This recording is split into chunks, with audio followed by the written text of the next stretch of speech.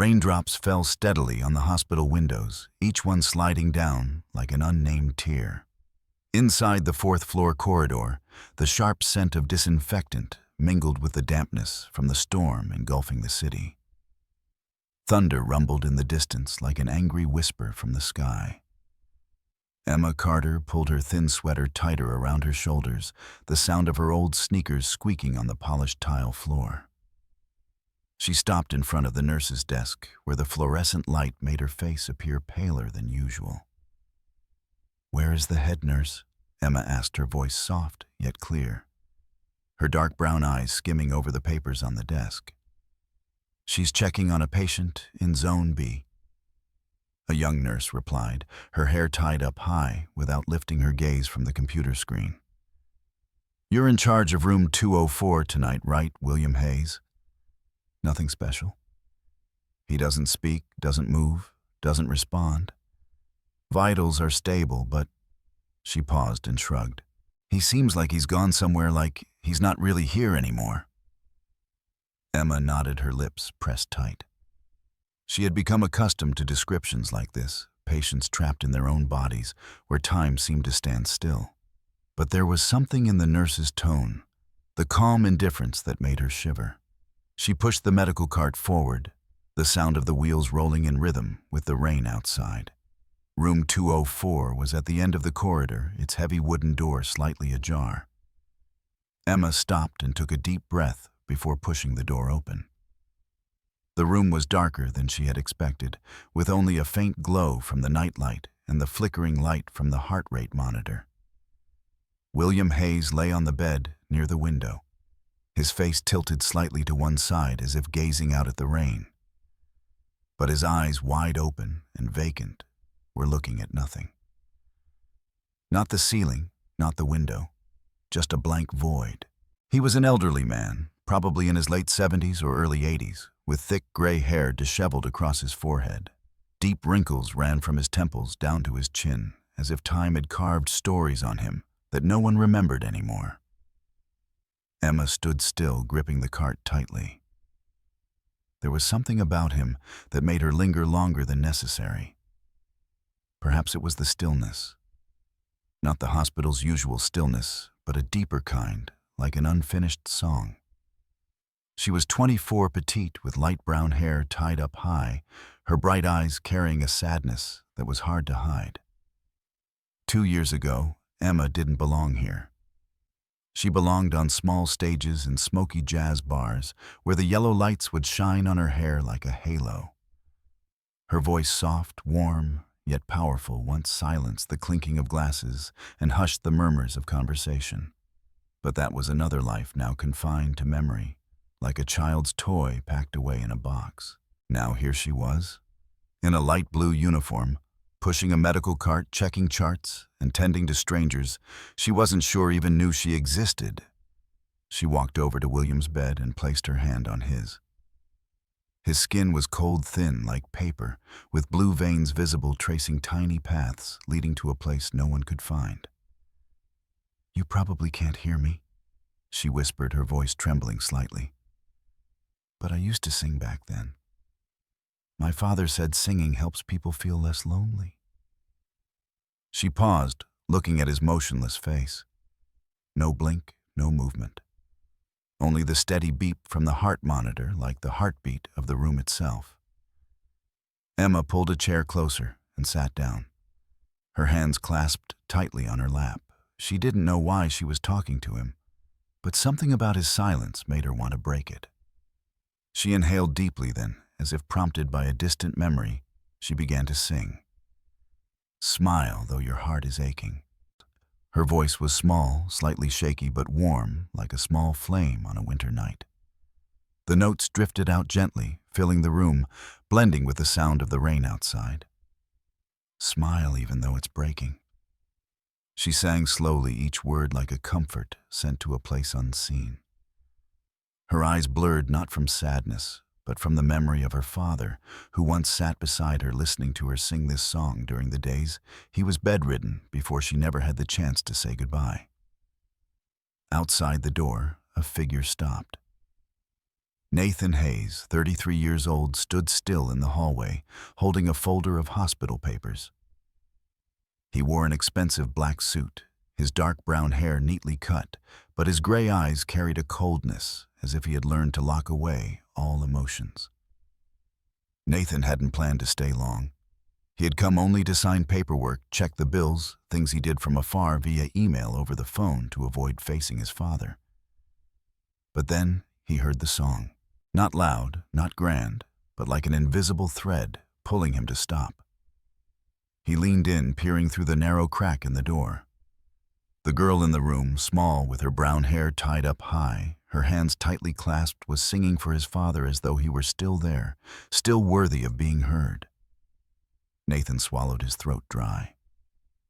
That song, Smile, was the song his mother used to sing when he was little, when he lay curled up in the dark, afraid of nightmares.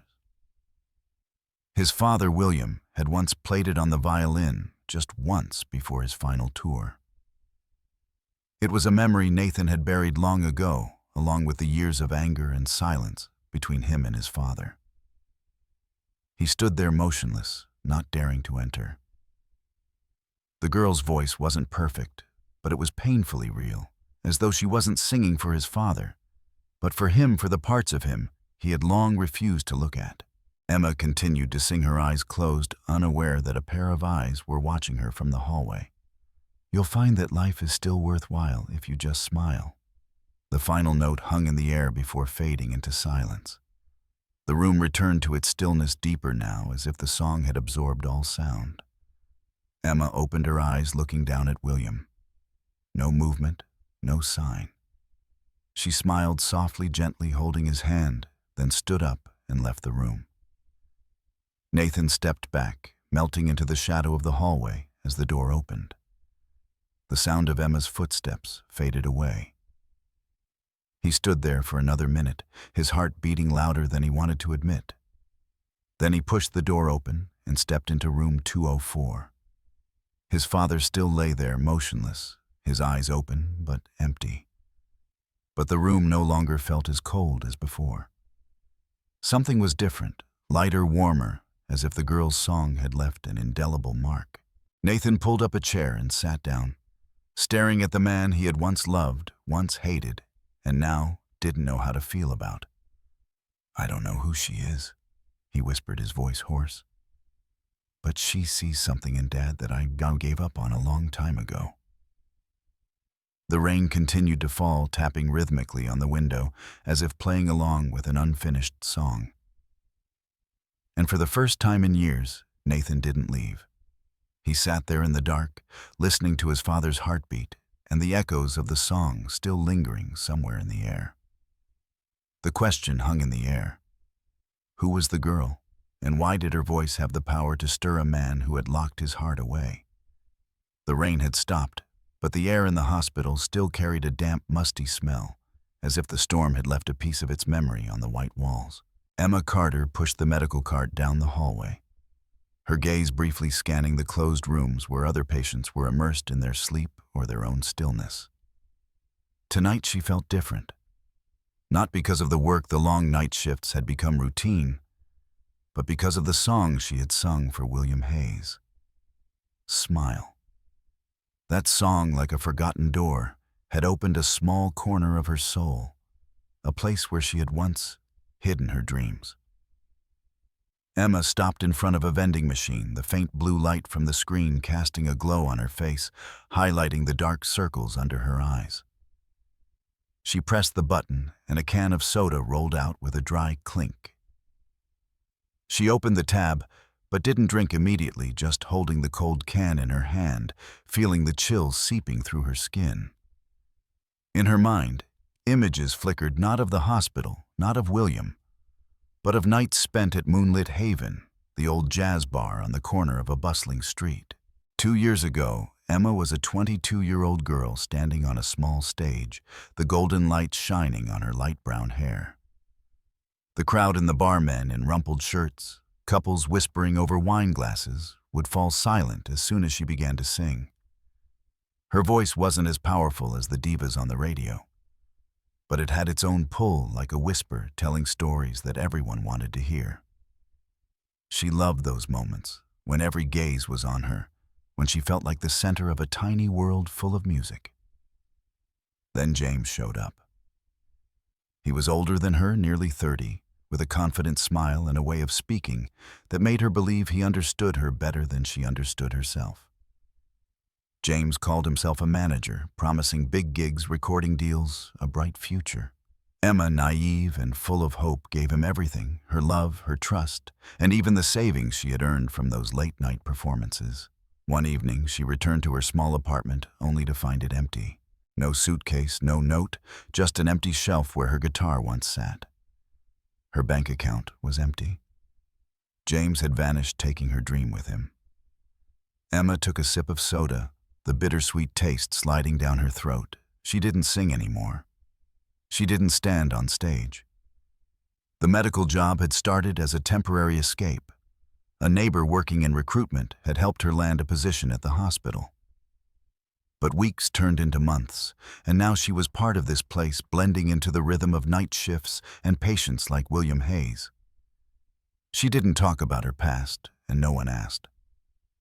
In her light blue uniform with her hair tied up high, she was just an ordinary girl doing a job that few people wanted to do. But last night, when she sang for William, something had changed. She wasn't sure what it was, perhaps the feeling of being herself, even if only for a few minutes, as her voice filled the silent room. She shook her head as if to chase away that thought, then continued pushing the cart toward room 204. Maybe tonight she wouldn't sing again. Maybe she should just do her job and go home sinking into sleep before the sun rose. Meanwhile, a few blocks from the hospital, Nathan Hayes sat in his penthouse office gazing out at the city skyline shimmering with lights. He wore a white shirt, sleeves rolled up, a glass of whiskey lazily resting on the desk. The computer in front of him displayed a financial chart, but his eyes wandered unfocused. The sound of the girl's voice from room 204 last night still echoed in his mind, like a melody that wouldn't let go.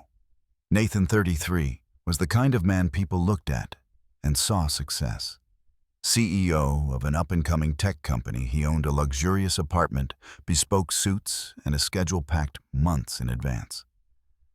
But behind that perfect exterior was an emptiness he never acknowledged. He grew up in a house full of music, but devoid of warmth.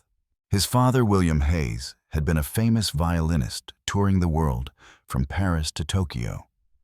While other kids went to soccer games with their fathers, Nathan sat alone at home flipping through sheet music he didn't understand, wondering why his father chose the violin over him. His mother, Clara, was the only connection between him and William. She would sing for him songs like "Smile," her voice gentle like sunlight filtering through curtains.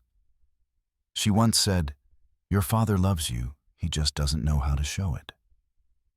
But when Clara died suddenly from a stroke when Nathan was only 12, everything shattered. William returned from a tour 2 days after the funeral, and Nathan never forgave him for that. From then on, they lived like two planets in separate orbits, silence becoming their shared language. When William fell ill from a stroke nearly a year ago, Nathan did everything necessary, hired the best hospital, paid the bills, signed the paperwork. But he never stepped into room 204. Not once. He told himself there was nothing left to say, that his father had abandoned him long ago. But last night when he heard the girl sing Emma, he had heard the nurse call her name. Something inside him stirred. Her voice not only reminded him of his mother, but of the days when he once believed his family could be a song, even if imperfect. Nathan stood up, turned off the computer, and grabbed his coat. He hadn't planned to return to the hospital tonight. He had signed the paperwork, completed his duty. But something drew him back, as if Emma's song was an invitation he couldn't refuse. He drove through the streets, lit with city lights, rain drizzling on the windshield, wondering why a strange voice could make his heart ache. In room 204, Emma stood by William's bed checking the heart monitor. His eyes were still open but vacant, like two still pools of water. She adjusted the blanket, her fingers lightly brushing over his thin arm. "You have a story, don't you?" she whispered. "I bet you've been everywhere, lived a life I could only dream of." She smiled faintly, but didn't expect an answer. She didn't sing tonight. She told herself it was just a moment of impulse, a weak moment, but as she turned to leave, a figure appeared in the doorway. Tall, dressed in a black suit, his gray eyes looking at her with a curiosity she didn't understand. Nathan Hayes. "Don't stop singing," he said, his voice low but gentle, as if afraid of breaking something fragile in the air. Emma jumped, her hand gripping the cart's handle. I'm sorry, I didn't know anyone was here," she stammered, her face flushing. "I didn't mean to disturb." "No, you're not disturbing," Nathan replied, stepping into the dim light of the hallway. "Your voice." It brought him back to life. "I don't know why, but I feel it." Emma tilted her head, confused.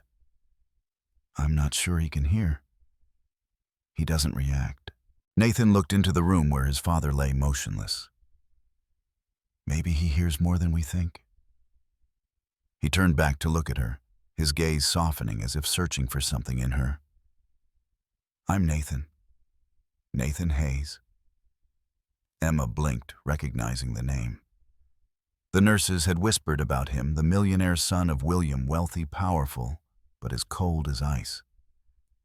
She nodded, trying to keep her voice steady. "Emma Carter.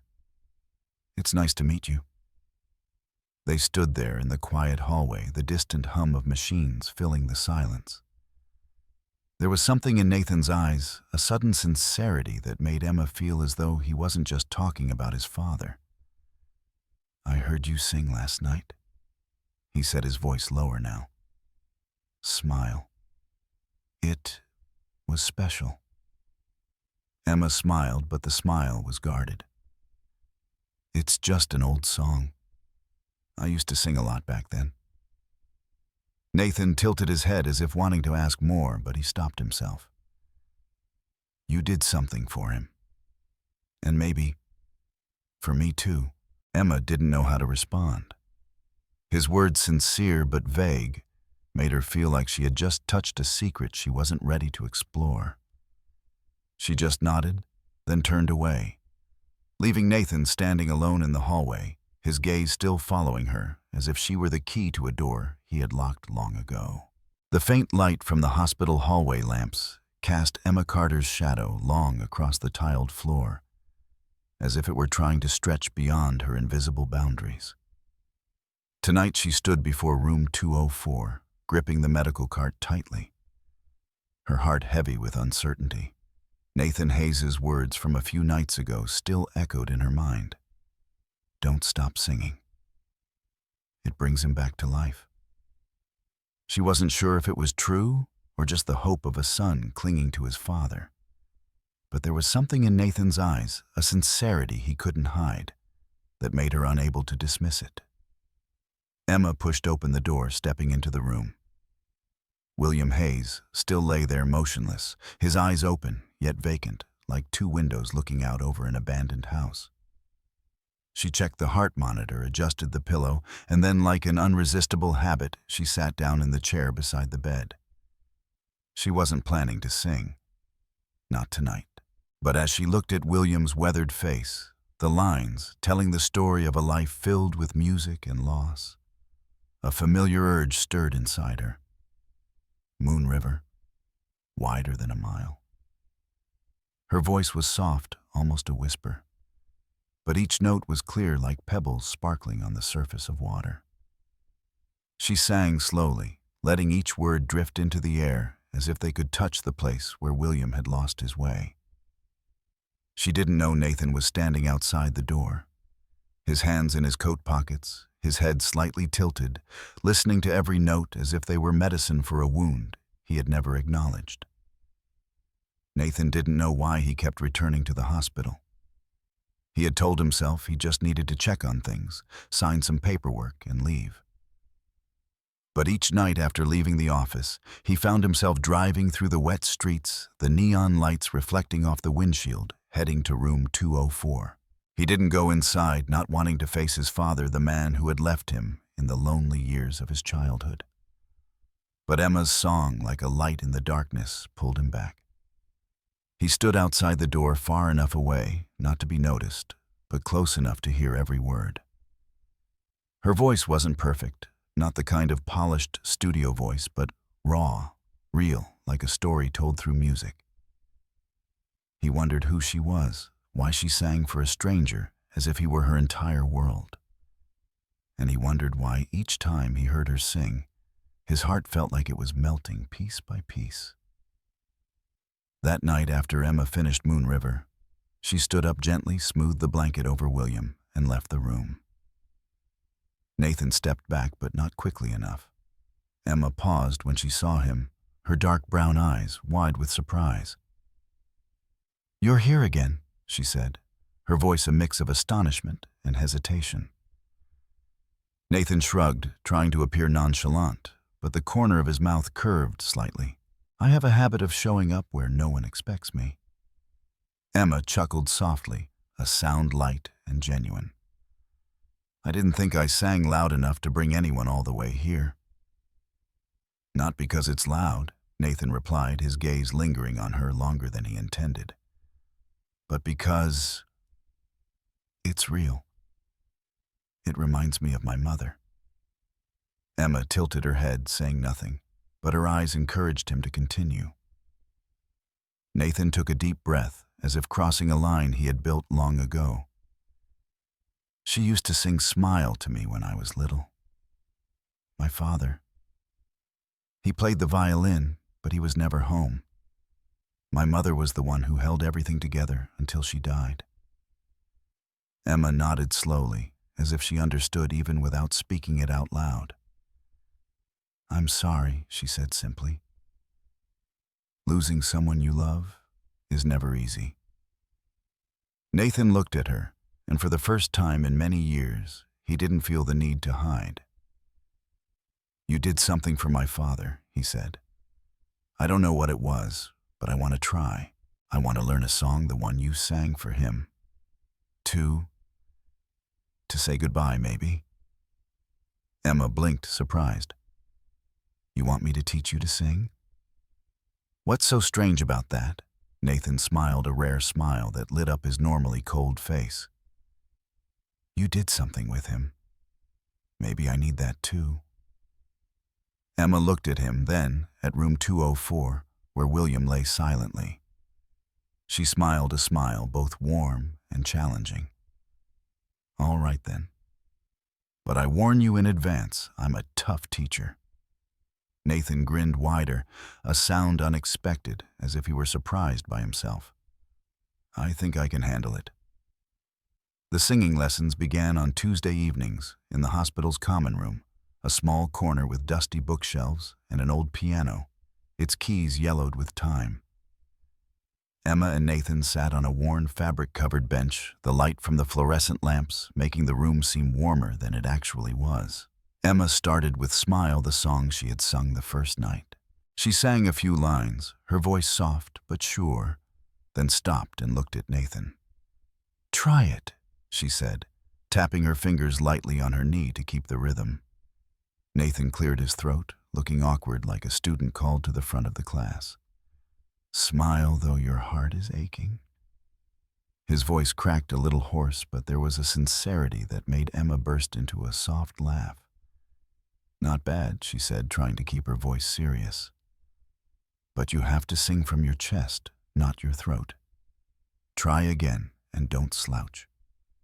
Nathan raised an eyebrow, but complied. He sang again, still off-key in a few places, but it was better this time. Emma adjusted his posture gently, touching his arm to guide his breathing. "Like this," she said, singing the line again, her voice flowing like a calm river.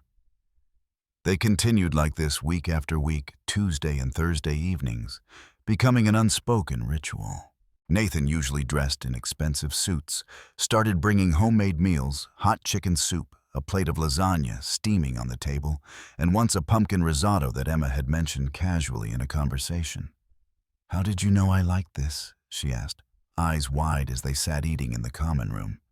You mentioned it that time we passed by the antique shop on Main Street, Nathan said, shrugging as if it were the most obvious thing.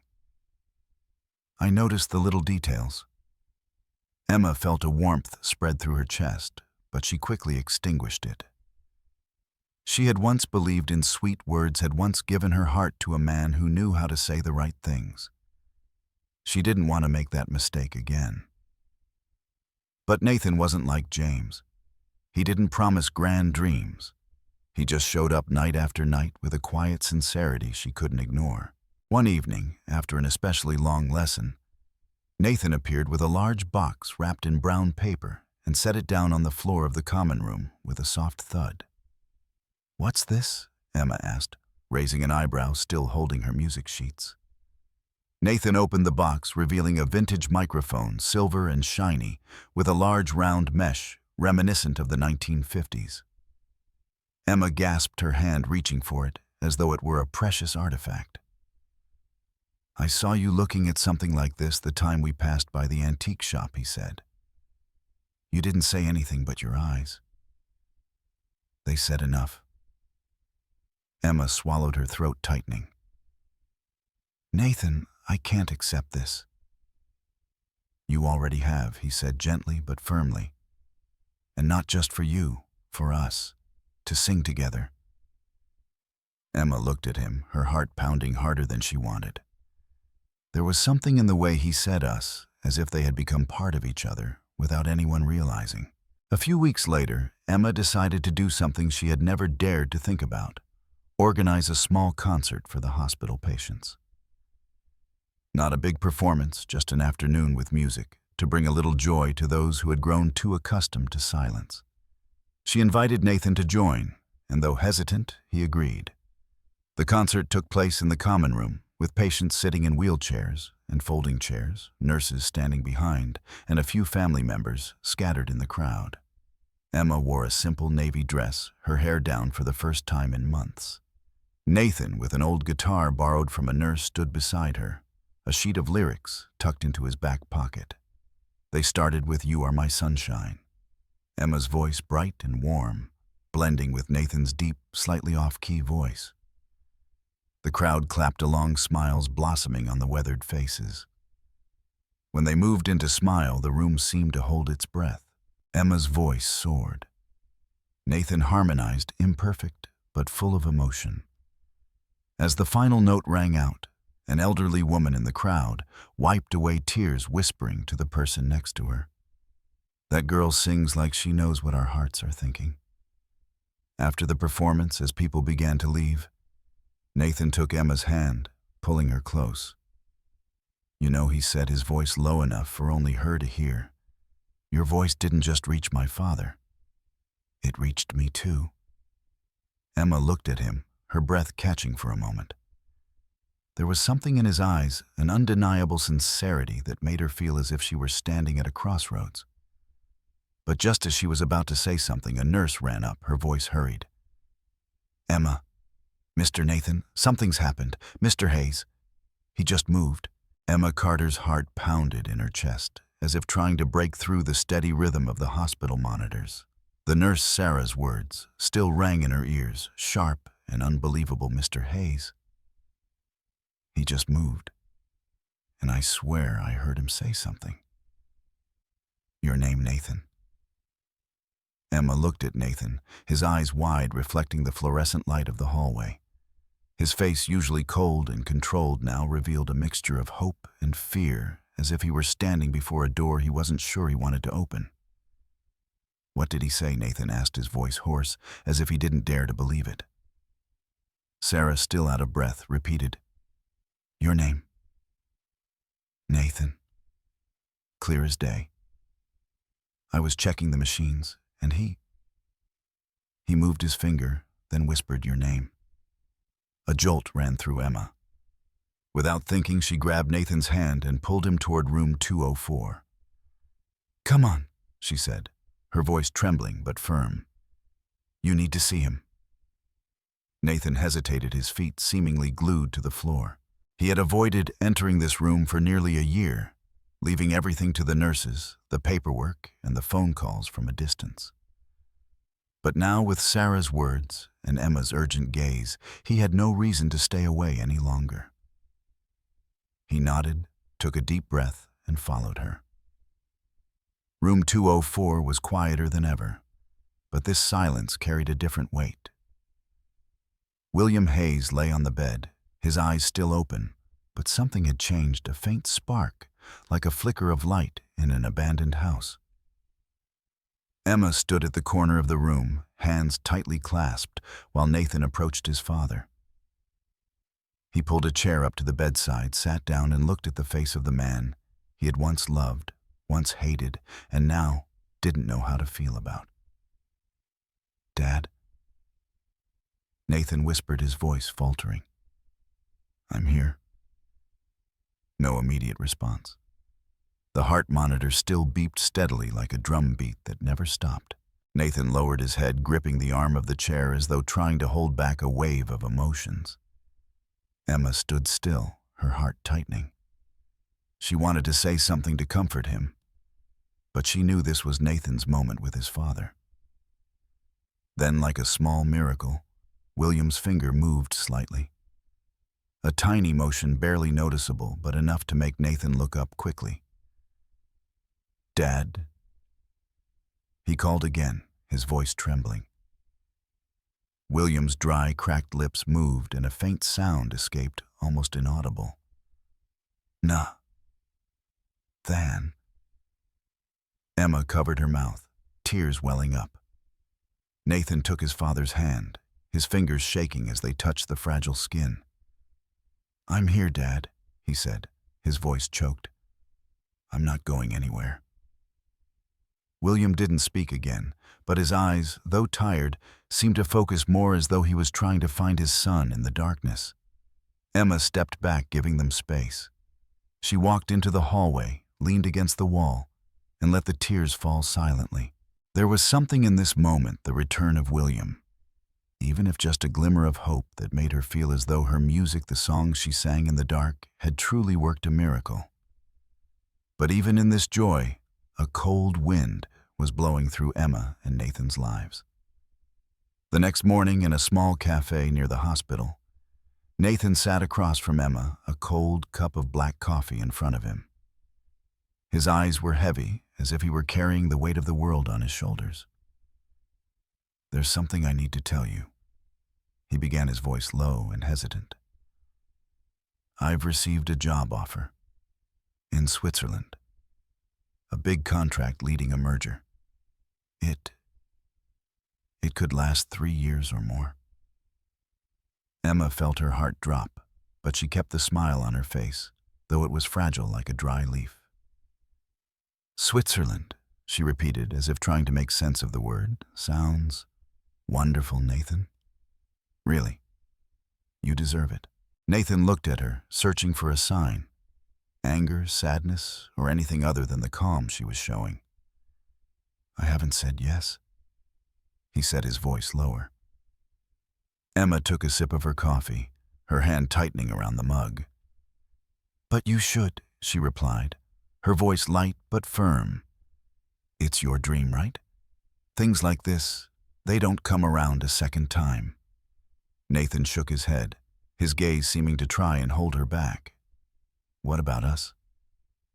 Emma looked down, her fingers folding a napkin into tiny creases. "Us," she said, her voice soft, but carrying a deep sadness. "We're just a moment, Nathan. A short song. You have a whole world out there, and I'm just a girl singing in a hospital." Nathan wanted to protest, to say she wasn't just a girl singing in a hospital. She was the one who pulled him out of the darkness, the one who made him believe he could reconnect with his father, that he could feel again. But her words, calm and certain, silenced him.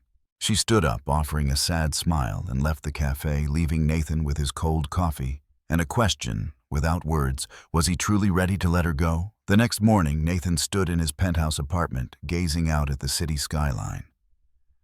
The skyscrapers glittered in the sunlight, but he felt nothing but emptiness. He had packed his suitcase, leaving most of his belongings in storage, only taking what he needed. The job offer in Switzerland was the opportunity anyone in his industry would dream of, a career milestone, a chance to shape the future of the company. But as he looked at the open suitcase on the floor, he saw something that didn't belong there. The sheet of lyrics for Smile with Emma's scribbled notes from their singing lessons. He picked up the paper, his fingers running over her slanted handwriting. Sing from your chest, not your throat. And don't forget to breathe. He smiled, but the smile quickly faded. He didn't want to leave. Didn't want to leave his father behind. Didn't want to leave Emma. But she was right. This was his dream. Or at least the dream he thought he wanted. Before leaving the city, Nathan decided to visit the hospital one last time. He didn't tell Emma. He didn't want her to see him like this, torn in pain and unsure of everything, except for the fact that her voice still echoed in his mind. He entered room 204, a room now no longer cold as before. William lay there, his eyes closed, his breathing steady. The heart monitor still beeped, but now that rhythm carried a new meaning. Nathan pulled a chair up close, sat down, and took the sheet of lyrics from his jacket pocket. He looked at his father, the man he had once refused to face, and took a deep breath. "I don't know if you can hear me," he whispered, his voice trembling. "But I want to try. Just once." He began to sing, his voice off-key, hoarse, but full of emotion. "Smile, though your heart is aching." Each word was an apology, a goodbye, and a promise. He sang slowly, as if trying to carve each note into the air, leaving it behind with his father when he left. Smile even though it's breaking. When the last note faded, Nathan lowered his head, his eyes blurry. "I'm sorry, Dad," he whispered. "I'm sorry it took me so long to come back." He stood up gently, brushing his hand over the edge of the bed, and left the room. He didn't look back, not seeing William's eyes flutter open, his lips move, whispering a single word. "Nathan." The next morning, the hospital was abuzz with news. Nurse Sarah was the first to notice. When she entered room 204 to check the machines, she almost dropped the chart when she saw William Hayes' eyes wide open, bright and alert, following her every move. She called the doctor, and a whole medical team rushed in. Blood pressure, pupil reaction, finger movement, everything pointed to signs of revival. Not full consciousness, but a spark, a sign that William was no longer trapped in the dark. Emma, finishing her shift in another part of the hospital, felt her legs go weak when Sarah ran up, nearly shouting. "Emma, Mr. Hayes. He's awake. "What do you mean?" Emma asked, her voice trembling. He moved, looked at me, and said, "Nathan's name." Sarah grabbed her hand, pulling her down the hall. Emma rushed into room 204, her heart pounding so hard it hurt. William sat up slightly in the bed, supported by pillows, his eyes tired but alive. When he saw Emma, a faint smile appeared at the corner of his mouth. She knelt beside the bed, took his hand, and tears flooded uncontrollably. You're back," she whispered, her voice choked. William didn't speak, but his eyes said it all. Emma stood up, ran into the hallway, and took out her phone. She called Nathan, her hand shaking so much she almost dropped the phone. He answered on the second ring. "Nathan," she said, her voice trembling. "Your dad? He's awake. He said your name." On the other end of the line there was silence, only Nathan's heavy breathing. I don't understand," he whispered. "He's here," Emma said, her voice nearly breaking. "He's asking for you." Nathan didn't wait. He canceled meetings, left the unsigned contract behind, and told the board of directors that he had a family emergency. He booked the earliest flight and returned to the city that night. When he entered the hospital lobby, Emma was waiting for him, her face pale from lack of sleep, but glowing with an undeniable hope. He looked at her, wanting to say something, but instead, he pulled her into a tight hug, as if she were the only anchor he had in the storm. "Where is he?" he asked, his voice hoarse. Emma led him to room 204. William was sitting up a little straighter, propped up by pillows, his head slightly tilted when Nathan entered. Their eyes met, and for a moment time seemed to stop. No words, no grand gestures, just a trembling silence. Then William raised a trembling hand. Nathan stepped forward, took his father's hand, his fingers gripping tightly as if fearing he might disappear. "I'm here, Dad," he said, his voice cracking. "I'm here." William smiled, weak but real. "You sing," he whispered, his voice as thin as a breath. Nathan nodded, tears rolling down his cheeks. "I've sung. She taught me." He turned to look at Emma, standing quietly in the corner, her eyes wet with tears. "Thank you," William said, his gaze shifting to Emma. Emma smiled through her tears, unable to speak. She just nodded, feeling her heart open, as if a song had finally found its ending note. In the hospital's backyard, on a spring morning sparkling with sunlight, clusters of yellow chrysanthemums and lavender swayed in the gentle breeze. The sound of birds singing blended with the air, as if adding one more melody to the invisible symphony of the new day. Emma Carter stood at the edge of the yard, holding a music stand with old sheet music fluttering in the wind. She wore a simple white dress, her light brown hair flowing naturally, soft locks gently brushing her shoulders. She smiled, but her eyes betrayed an excitement she couldn't hide, as if she were about to step onto a stage much larger than her life. Next to her, William Hayes sat in a chair pushed out onto the lawn, a violin resting gently under his chin. His hands trembled not from weakness, but from the overwhelming emotion of holding the instrument again after months of being trapped in the darkness. Across from him, Nathan Hayes stood with an old acoustic guitar focused on tuning the strings, but the corners of his mouth curled up as though he were trying to hide the joy swelling in his heart. A year had passed since William had awakened in room 204, whispering his son's name. A year filled with physical therapy sessions, long nights of practice, and moments of healing that none of them had dared to dream about. William, once thought lost forever, had regained some of his strength. He was no longer the violinist touring the world, but he could play again, smile again, and most importantly say, "I love you," to Nathan. Words they hadn't exchanged in over 2 decades. Emma looked around the yard where patients and hospital staff had gathered. Wheelchairs were lined up, nurses in blue uniforms stood among the crowd, and a few family members whispered to one another, their eyes shining with expectation. A banner hung awkwardly on the wall behind them with a handwritten message: "An afternoon of music and miracles." Emma smiled as she read it, recalling the crazy idea she had proposed months ago, a concert, to thank the hospital, to thank those who had witnessed the miraculous journey of herself, Nathan, and William. She turned to Nathan, who had just finished tuning his guitar. "Ready, rock star," she teased, her voice light, but with a hint of playfulness. Nathan raised an eyebrow, his smile lighting up under the sun. "I'm not sure I'm ready, but I bet you'll save me if I miss a note." "Always," Emma replied, and in that moment their eyes met, a silent understanding passing between them, like a song that had never been written, but was known by both. William coughed lightly, drawing their attention. "You two stop flirting and get to work," he said, his voice weak, but carrying a hint of humor they rarely heard. "We've got a show to start."